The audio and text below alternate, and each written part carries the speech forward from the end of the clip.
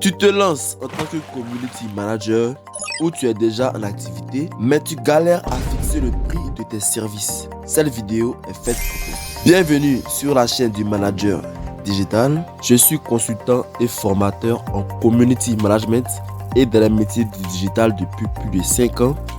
Et dans cette vidéo, je te donne 5 étapes pour te permettre de bien fixer tes prix, que tu sois community manager, infographe, vidéaste, web manager et tout autre métier freelance. Voici les 5 étapes essentielles pour fixer un tarif juste et rentable adapté à tes clients. La 5e étape est une astuce très efficace qui va te permettre de faire toute la différence avec la concurrence. Donc reste jusqu'à la fin pour la découvrir.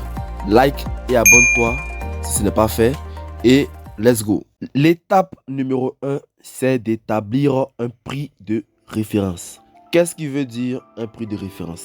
Donc, c'est un prix de base sur lequel va se baser la négociation avec tes clients. Donc, tu vas déterminer combien coûtent tes services à l'heure. Donc, une heure de ton travail fait combien? Il faut te fixer un prix selon ta valeur. Donc, une fois que ce prix est fixé, tu peux le multiplier par le nombre d'heures de travail que va te prendre le projet. Généralement, dans une journée, c'est 8 heures de travail. Tu peux multiplier par 8 heures et comme ça, trouver ton temps de travail par jour. Avant de penser à combien tu veux facturer le client, commence d'abord par évaluer combien coûte ton activité et pourquoi. Parce que si tu travailles en dessous de tes coûts, tu risques de ne pas être rentable. Comment faire pour déterminer son prix de référence? Il faut calculer tes coûts et besoins. Donc, il faut identifier les dépenses d'abord que tu vas faire dans les outils. Donc ça veut dire la connexion internet que tu vas utiliser.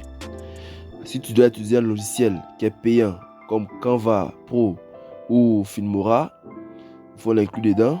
L'électricité que tu vas payer, le matériel, ton ordinateur, voilà, et encore d'autres choses. Donc calculer aussi le temps que tu investis pour chaque client.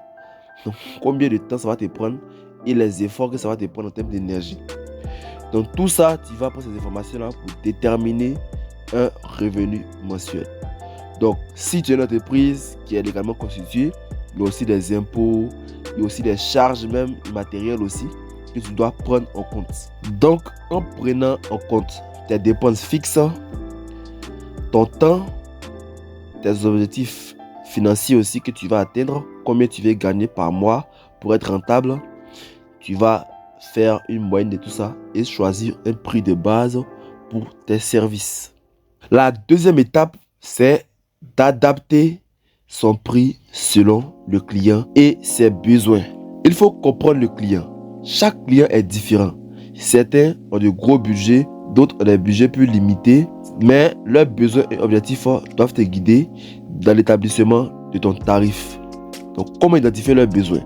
Donc, c'est important d'abord de connaître les besoins de chaque client pour leur proposer des services qui vont répondre à ces besoins-là et toi t'éviter de faire du travail peut-être qui n'est pas nécessaire et aussi d'avoir un prix qui est trop haut ou trop bas pour la charge de travail que ça va te demander. Donc, comment identifier les besoins de ces clients-là? Il faut leur poser des questions. Par exemple, quels résultats souhaitez-vous atteindre? Sur combien de réseaux voulez-vous être présent? Il faut hiérarchiser leurs besoins. On peut diviser les besoins en 2 grandes catégories. Les besoins urgents et les besoins importants, mais qui ne sont pas urgents. Selon leurs besoins, on va mettre en place un plan d'action et déterminer les services qui vont leur permettre de pouvoir atteindre ces objectifs-là qu'ils ont choisis. Et en fonction de ça, fixer un prix qui convient aux 2 parties. Donc si le client a un budget qui est bas, qui est limité, proposer des services de base, comme par exemple gérer les réseaux sociaux ou faire moins de publications par semaine pour ne pas se retrouver surchargé, avoir une charge de travail élevée et en contrepartie une faible rémunération. Et si le client aussi a un budget qui est conséquent, s'il a les moyens, là on peut essayer de faire des services un peu plus complets, un peu plus riches pour lui. Donc ça dépend aussi du client qu'on a. Si le client n'a pas de moyens, s'il est limité, on essaie de baisser un peu les standards. Et si on a un client qui a les moyens, qui peut investir, qui peut vraiment miser pour les résultats, là, on ne réussit pas aussi. On peut mettre le prix qu'il faut. Vous pouvez aussi diviser vos offres en différents packs, différentes organisations. Voilà, donc un pack débutant par exemple, je dis que n'importe quoi, hein, ça peut être 50 000 francs. Un pack intermédiaire qui peut être 100 000 francs, puis un pack avancé qui peut être 150 000 francs. Avec chaque pack de contenu, on va dire, voilà, adapté aux moyens des clients. Étape numéro 3, c'est prendre compte de son niveau de compétence. Donc, c'est important de pouvoir savoir, est-ce que moi, j'ai les capacités, est-ce que j'ai les compétences pour mener à bien le projet et surtout atteindre les objectifs que le client doit atteindre. Parce que généralement, les gens n'ont pas de problème pour miser même beaucoup d'argent si leurs objectifs seront atteints. Mais c'est ça le problème avec nous, les community managers d'aujourd'hui, mais avec nous, les travailleurs. On veut faire beaucoup d'argent alors qu'on ne maîtrise pas les compétences, alors qu'on n'a pas vraiment le bagage nécessaire. Donc, le client peut te donner ses objectifs, il peut te dire ce qu'il veut atteindre comme résultat. Tu sais qu'il n'a pas la capacité d'atteindre ces résultats-là et tu veux facturer à un prix élevé. Ce n'est pas bien, ce n'est pas recommandé. Parce que lorsque les gens misent de l'argent, ils veulent atteindre des résultats. Donc, si on sait qu'on n'a pas de compétences élevées, si on ne maîtrise pas encore bien, on n'a pas la pratique, on va faire des coûts un peu plus bas, un peu plus relatifs pour pouvoir avoir des clients qui n'ont pas de grandes attentes. Et ça me permet aussi à moi de pouvoir apprendre, ça vous permet aussi de pouvoir faire vos preuves. Et derrière, lorsque tu maîtrises un peu mieux, tu peux faire monter les prix. C'est important aussi de pouvoir se former, de pouvoir toujours se tenir à niveau dans tout ce qui s'est fait de le digital et de pouvoir apprendre des nouvelles choses, de pouvoir étoffer ses compétences afin de rester compétitif sur le marché. Donc, c'est pour ça que vous devez vous abonner à cette chaîne-là. Ici, je vous partage gratuitement des compétences, des astuces, des conseils pour tout ce qui concerne les métiers du digital. Étape numéro 4, il faut évaluer la concurrence. Pourquoi c'est important? Connaître les tarifs des autres community managers, des autres infographes, des autres concurrents de son domaine te donne un repère pour fixer les tiens. Donc cela t'aide à être compétitif tout en mettant en avant ce qui te distingue, ta valeur ajoutée. Donc il faut toujours connaître aussi ce qui se fait ailleurs. Donc par rapport à toi, ton secteur d'activité, par rapport à toi, ton activité, pour voir aussi les prix que tes concurrents choisissent autour de toi. Et ça te permet pour toi de choisir, de voir un peu ce qu'ils font et de pouvoir aussi prendre un prix qui n'est pas trop bas ou trop élevé par rapport à la concurrence. Donc il faut analyser les offres de tes concurrents dans la région où tu es et aussi dans ton secteur d'activité. Il faut regarder les clients qui visent la même audience que toi.